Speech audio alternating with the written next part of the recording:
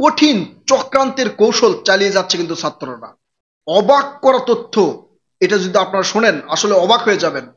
এই যে আওয়ামী লীগ যখন, অর্থাৎ আওয়ামী লীগের প্রধানমন্ত্রী শেখ হাসিনা যখন বাংলাদেশে চলে গেল, আওয়ামী লীগের নেতাকর্মীরা ছত্রভঙ্গ হয়ে গেল, বিভিন্ন জনের উপরে মামলা দেওয়া হলো, তাদেরকে গ্রেপ্তার করা হচ্ছে, ভবিষ্যতে গ্রেপ্তার করা হবে। কিন্তু সবাইকে তো আর গ্রেপ্তার করতে পারবে না। যারা অপরাধের সাথে যুক্ত নয়, যারা অন্যায়ের সাথে যুক্ত নয়, তাদের কিন্তু গ্রেপ্তার করতে পারবে না। তাহলে এই নেতাকর্মীরা বা আওয়ামী লীগকে যারা মন থেকে ভালোবাসে তারা কোথায় যাবে? এখন বিএনপিকে ট্র্যাক দেওয়া হচ্ছে যে বিএনপির ছায়াতলে আওয়ামী লীগের নেতাকর্মীরা আসছে, জামাতকে ট্র্যাক দেওয়া হচ্ছে জামাতের ছায়াতলে আওয়ামী লীগের নেতাকর্মীরা আসছে। আসলে মনে মনে সবাই কিন্তু চাচ্ছে।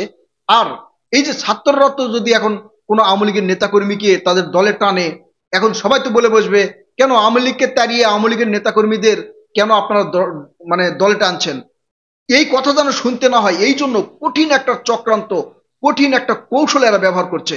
আসলে এই কৌশলটা কি? আমার মনে হয় প্রিয় দর্শক, এই যে ছাত্রদের পিছনে বড় ধরনের একজন, অর্থাৎ বড় ধরনের রাজনীতিবিদেরা মানে কলা কৌশল দিচ্ছে এদেরকে। না হলে এই যে নতুনভাবে রাজনীতিতে আসার সাথে সাথেই তাদের এই ধরনের কৌশল কোনোভাবেই পাওয়া সম্ভব নয়। এই যে ছাত্ররা নতুন একটা সংগঠন তৈরি করছে এবং এই সংগঠনে বলছে কি, যে আমরা কোনো রাজনৈতিক দলের সাথে থাকবো না, রাজনৈতিক দলের সাথে না থেকে আমাদের একটা সংগঠন তৈরি হবে এবং এই সংগঠনে যোগ দিতে পারবে কে? যারা বিভিন্ন দলের পদবঞ্চিত বা বিভিন্ন দলে থাকতে চায় না, তারা এসে এখানে যোগ দিবে। প্রিয় দর্শক, বিষয়টা বোঝেন।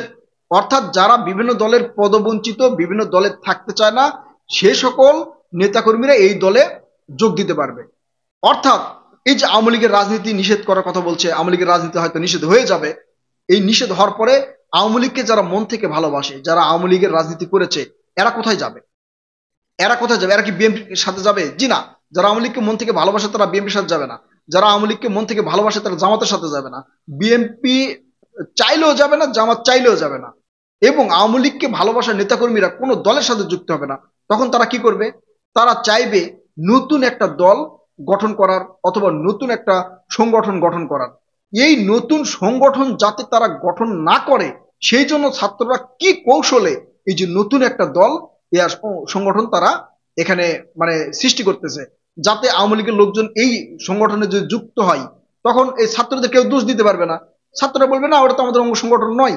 আবার হচ্ছে বিএনপিও দোষ দিতে পারবে না, জামাতও দোষ দিতে পারবে না, কারণ সেটা হচ্ছে নিরপেক্ষ ছাত্র সংগঠন। প্রিয় দর্শক, আপনারা চিন্তা করেন, এই পর্যন্ত নিরপেক্ষ কোন ছাত্র সংগঠন আপনারা দেখেছেন? যদি আওয়ামী লীগ ক্ষমতায় আসে, দাপট খাটাইছে ছাত্রলীগ। বিএনপি ক্ষমতায় আসলে দাপট খাটায় কে? ছাত্র দল। জামাত যদি ক্ষমতায় আসে তাহলে দাপট খাটাবে কে? সেটা হচ্ছে ছাত্র শিবির। নিরপেক্ষভাবে কোন ছাত্রদের অঙ্গ সংগঠন আপনারা দেখেছেন? এরা বলছে আমরা কোনো দলের লেজুর ভিত্তিক কাজ করব না। কিন্তু প্রিয় দর্শক, আজকে আমি আপনাদেরকে বলছি, আমার আমার যেটা ধারণা আমি বলছি, এই যে ছাত্ররা যে কৌশল ব্যবহার করে বিভিন্ন দলের নেতাকর্মীদেরকে আকৃষ্ট করে নিয়ে আসবে। ধরেন বিএনপির যারা পদবঞ্চিত হবে তারা তো চাইবে যে না, আমাদের কোনো সংগঠনের সাথে অবশ্যই যুক্ত হতে হবে। তখন বিএনপির সাথে থাকবে না, তখন এসে করবে কি, ছাত্রদের এই দলে যোগ দিবে। আবার যখন জামাতের এই ধরনের পদবঞ্চিত হবে, জামাত থেকে এসে যোগ দিবে। আর আওয়ামী লীগের লোকজন তো আছেই, এই আওয়ামী লীগের লোকজন গুলো তো অন্য কোনো জায়গায় যাবে না। তখন আওয়ামী লীগের লোকজন মনে করবে যে এটা মনে হয় নিরপেক্ষ, এবং আমরা নিরপেক্ষ থাকতে চাই, কোনো দলের সাথে থাকতে চাই না। যদি কোনোদিন আওয়ামী লীগ আসে তখন আমরা আওয়ামী লীগে ফিরে যাব। এরা কিন্তু এইভাবে বলছে যে কেউ চাইলে আমাদের দলে আসতে পারে, আবার যদি মনে করে যে দল থেকে চলে যাবে তখন তারা চলে যাবে। মানে এমন ভাবে ডাকতেছে যে আপনারা এসে আমাদের এখানে যোগদান করেন, কোনো এক সময় যদি আপনাদের দলের মানে কোনোভাবে এখানে প্রতিষ্ঠিত হয় আপনার দল, তখন আপনি চলে যাবেন। এই দলের লোকজনকে মানে তাদের দিকে টানার জন্য এই নিরপেক্ষ সংগঠন হিসাবে মানে একটা সংগঠন দাঁড় করাইছে। আবার এই সংগঠন যখন প্রতিষ্ঠিত হয়ে যাবে, এরপরে দেখবেন এরা হচ্ছে এই যে বৈষম্য বিরোধী ছাত্র আন্দোলনের যেই দল ঘোষণা হচ্ছে, এই দলের হয়ে কাজ করবে। আমি আজকে বলে রাখলাম আপনাদের, দেখবেন এই দলের হয়ে এরা কাজ করবে। মানে আমার ধারণা, আমার মতামত কিন্তু আপনাদের প্রকাশ করলাম, দেখবেন। এতটুকু বললাম, দেখবেন।